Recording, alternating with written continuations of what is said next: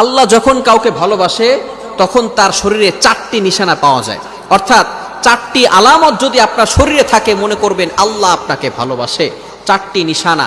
1 number হচ্ছে যার ভিতরে দ্বীনের সঠিক জ্ঞান আছে তাকে আল্লাহ তাআলা ভালোবাসেন। হাদিসের ভিতরে আসছে আল্লাহ রাসূল সাল্লাল্লাহু আলাইহি ওয়াসাল্লাম বলে দিয়েছেন, মান ইউরিদিল্লাহু বিহি খায়রান ইউফাক্কিহু ফিদ্দীন।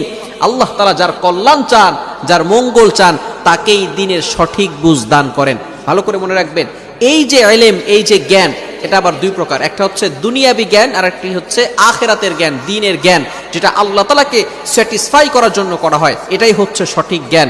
সুতরাং দুনিয়ার জন্য নয়, আমরা আল্লাহ তাআলাকে স্যাটিসফাই করার জন্য যদি আমরা জ্ঞান শিখতে পারি, যার ভিতরে আল্লাহ তাআলাকে সন্তুষ্ট করার জন্য যদি জ্ঞান থাকে, তাহলে মনে করবেন আল্লাহ তাকে ভালোবাসে। সুতরাং ওই সমস্ত ব্যক্তিদেরকেও আপনারা ভালোবাসবেন। সুতরাং সবসময় মনে রাখবেন, যাকে আল্লাহ তাআলা ভালোবাসে তাদেরকে যদি আমরা ভালোবাসতে পারি, তাহলে আল্লাহ পাক রব্বুল আলামিন আমাদেরকেও ভালোবাসবেন। 1 নাম্বার হচ্ছে যাদেরকে আল্লাহ তাআলা দ্বীনের সঠিক জ্ঞান দান করেন তাদেরকে আল্লাহ তাআলা মহব্বত করেন। নাম্বার 2, দ্বিতীয় নাম্বার হচ্ছে যারা বেশি বিপদে পড়ে আল্লাহ তাআলা তাদেরকে মহব্বত করেন। যার শরীরে দেখবেন একের পর এক বিপদ আসতেছে, অসুস্থতা আসতেছে, বারবার বিপদ, একের পর এক বিপদ, একটা বিপদ যাওয়ার পর পরে আরেকটা বিপদ আসতেছে, আপনি হতাশ হবেন না প্রিয় ভাই। আল্লাহ তাআলা আপনাকে ভালোবাসেন।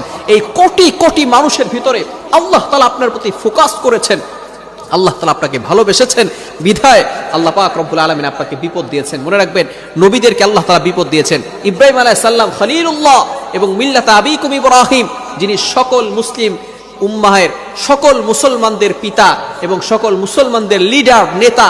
সুতরাং ইব্রাহিম আলাইহিস সালামকে আল্লাহ তাআলা সবচেয়ে বেশি কষ্ট দিয়েছেন এবং পরীক্ষা করেছেন।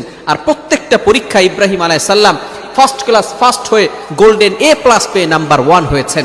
সুতরাং বিপদে আপনি ঘাবড়াবেন না, বিপদে হতাশ হবেন না। মনে রাখবেন, আল্লাহ তাআলা বলেন 30 নম্বর পারার ভিতরে সূরা ইনশিরাহের 6 নম্বর আয়াতে আল্লাহ তাআলা বলেন, ইন্নামা আল উসরি ইউসরা, there is happiness after suffering.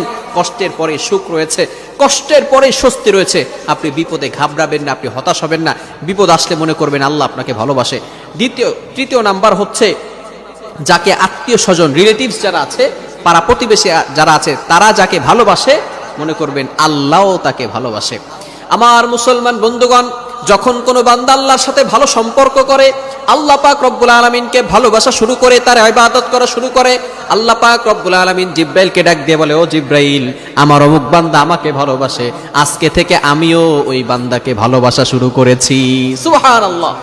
জিব্রাইল আলাইহিস সালাম আসমানের সকল ফেরেশতাদেরকে ডাক দিয়ে বলে, ও ফেরেশতারা ভালো করে শুনে রাখো, ওই বান্দাকে আল্লাহ ভালোবাসেন, আমি জিব্রাইল নিজেও ভালোবাসি, তোমরাও ওই বান্দা